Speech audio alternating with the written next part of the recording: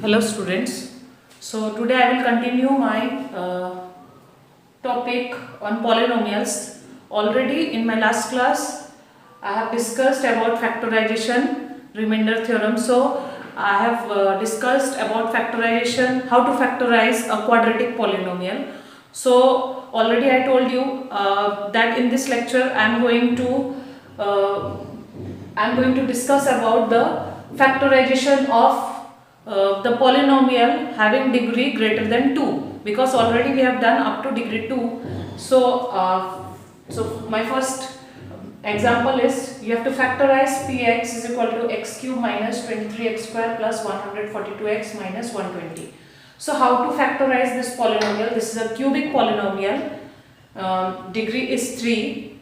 So first step is what? You have to check the constant term. So what is the constant term? The constant term, you know, the term which don't have any variable. So minus 120 is a constant term. So what you have to find? You have to find the factors of minus 120. So what are the factors of minus 120? You have to count. You know the process how to find the factors. So there are many factors. Suppose plus minus 1, plus 1 and minus 1. They both are factors of minus 120. Plus 2, minus 2. As this is an even number, so the factor of this number will be minus 2 plus 2. Again, plus 3 minus 3 will be the third factor. Then minus 4 plus 4, it will be also the factor of 120. Again, minus 5 plus 5 is also a factor of 120 because it is divisible by 5. So like that you have to check all the factors of minus 120. Then in next step what we have to do? We have to take by trial. By trial we have to take one factor. By trial we have to take one factor, and that factor you have to put in place of this x in the given polynomial. So by putting, what we have to check, if we put that factor and if we get answer as 0, then what we can conclude? We can conclude that that number is the 0 of this polynomial. So like that, by trial method means first of all you have to write all the factors. Then by trial and error method you have to write write one by one. Means first of all first factor is what? Plus 1. So you have to write in place of x you have to write 1. Then after putting 1 you have to put everywhere where x is present you have to put 1. Then after simplifying I am getting answer as 0. That means what? 1 is the 0 of px. Px means this polynomial. So 1 is the 0 of px. We can conclude it. So after that no need to check for other factors because we got 0. So that means we can find the factor of this polynomial. If we find the 0, then immediately we can write that this may be the factor of this polynomial. So no need to check for other factors. First of all you have to write the factors, then one by one you have to try for each factors. So this is called trial method. Means it is called trial and error method because we will try again, may error may come. So you have to check again for the next factor. So first of all I have tried for x is equal to 1. So I will got the answer as 0. So we can write as 1 is the 0 of px. Immediately what we can write? We can form a linear polynomial, that is x minus 1, because when we again transfer 1 to left hand side it will become what? X minus 1. Here it is plus 1. When we transfer to left hand side it will become what? X minus 1. So x minus 1 is the factor of px. That means we got the factor of this polynomial. So we got the factor of a polynomial. That means what?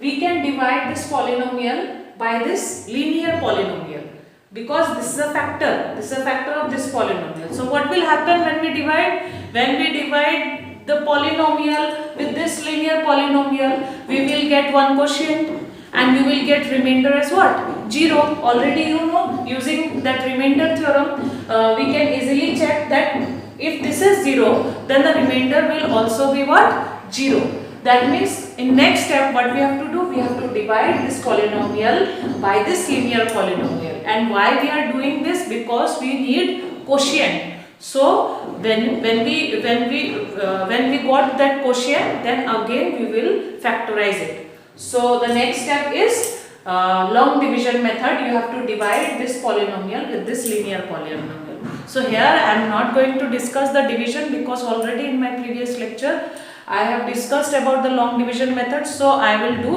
directly. So here is the process. So by dividing this given polynomial by x minus 1, the polynomial, the dividend, this is the dividend, is equal to, divisor will be what? X minus 1 into, I got quotient as this one, x square minus 22x plus 120. And plus remainder is 0. So no need to write this 0 because plus 0, again same thing will come. So in next step what we have to do, we cannot factorize the linear polynomial. This is already reduced into lowest term. So again you have to write x minus 1. But this is a quadratic polynomial. So already you know how to factorize a quadratic polynomial. Using middle term splitting method, we will factorize x square minus 22x plus 120. So by middle term splitting method, I have done all the steps. And finally what I got x minus 1, x minus 12, x minus 10. So from this quadratic polynomial I am getting 2 factors. So all total I am getting how many factors? Total 3 factors. Because it is a cubic polynomial, always remember in a cubic polynomial you will get 3 factors because it is having degree 3. In a quadratic polynomial you will get total factors as 2. In cubic polynomial you will get 3, and as usual you will in biquadratic polynomial, biquadratic means having degree 4, you will get 4 factors. So like that, this is all about factorization. So the next topic is factor theorem. So what is a factor theorem? If px is a polynomial having degree greater than or equal to 1 and a be any real number, then x minus a is a factor of px if p of a is equal to 0. Already in last lecture I have divided one polynomial by a linear polynomial. Then finally we got what? Remainder as 0. Again by the direct method also what we got? Again we got the same answer, that is there also we got p of a as 0. In remainder theorem we got p of a is equal to 0. Similarly here also the same thing is written, but it is not written in terms of remainder. For example, in remainder theorem it was written in terms of remainder, but in factor theorem it is totally written in terms of factor. That means suppose I am telling you with the help of an example. Suppose I am dividing 18 by 2. So 2 9s are what? 18. So remainder will be what? Remainder will be 0. Here I am telling remainder is 0. Here I am telling in the terms of remainder. But when we say in terms of factor, what we have to say? We can say 2 is a factor of 18, or we can say what? 9 is a factor of 18. Why we are telling 9 is a factor of 18 or 2 is a factor of 18? Because here the remainder is what? 0. If the remainder is not 0, then we cannot say that the quotient or the divisor is the factor of 18. So after judging the remainder only, we can tell about the factors. So already we have done the remainder theorem. In remainder theorem, the remainder was what? P of a. P of a was the remainder, and that will be equal to what? 0. So here in factor theorem, what we are trying to discuss. First point is x minus a is a factor of px. That means this divisor. Here we have to write divisor x minus a, and in place of dividend it will be what? P of x, which will be given in question. So x minus a is the factor of px. It will be a factor of px when if the remainder is p of a, that will be equal to what? 0. This is the first case. And second case is opposite of the first case. That means what? P of a becomes 0. When P of a, when remainder will become 0? if the divisor is what? If the divisor is the factor of the dividend. So here this is divisor and here it is dividend. So remainder is 0 if, when remainder is 0, if the divisor is a factor of the given polynomial. So this is about what? Factor theorem. So try to do the questions, questions from exercises, and next I'm going to discuss about the identities. So you can do the last exercise. They may ask using identities you have to solve. So for example, I have taken one example 109 whole square. You have to find the value of 109 whole square. So there is one process, you can multiply 109 2 times. Other than that, in question, if asked that you have to use identity, so what identity you will use? So in place of 109, I can write it as 100 plus 9. So you have to apply the property number 1, because here it is plus sign is there and in power it is 2.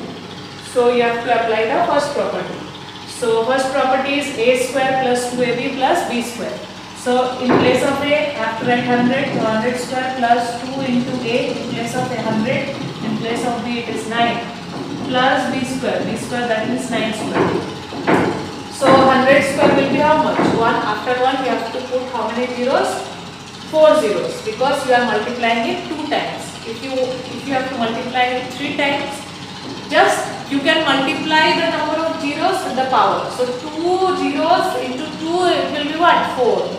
If in power it is 3, then just multiply the number of zeros into 3. You will get 6. Then you have to put 6 zeros after 1. So just you can multiply the number of zeros with power. So plus here, first of all multiply the numbers, single digit numbers. So 2 into 9 is 18 and 18 into 100 will be 1800. 9 square will be 9 into 9, that means 81. So you can add like this: in 1's place 0 plus 1, that means 1. Then in 10's place 0, 0, 8, that means what? 8. In 100 place it is 0, that is 8. No 100 place is present, so 8 plus 0 will be what? 8. Then in 1000 place it is 1, it is 0, so 1, then 1. So this is the required answer. So by using identity you can solve this type of question very easily. So similarly, if 109 whole cube whole to the power 3, that means this is present, you can write 100 plus 9 whole to the power 3. So by that you can use the number 4 identity, a plus b whole cube. Two things you have to check. First you have to check the operation, that is plus. Second you have to check the power. So power is 3, so you have to apply the number 4 identity. So now the next thing is, why I am breaking the number into 100 and other number will be, suppose here it is 9. So I can break in different way also, but here I am breaking 100 plus 9. Why I have taken 100 plus 9? Because you can, if you multiply 100 many times, you can get the answer very easily. So you have to write 100. Similarly, if question comes like 91, find the value of 91 to the power 3.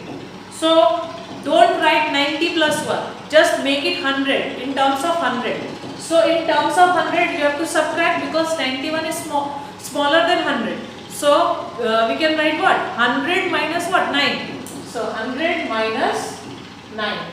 100 minus 9 will be 91. So better to take it in terms of 100. So 100 minus 9 whole to the power what? Whole to the power 3. So here again two things you have to check. First is what? Subtraction. Second is what? Power. So minus and power is 3. So it will be what? Number 5th identity. So try to solve this type of question from last exercise.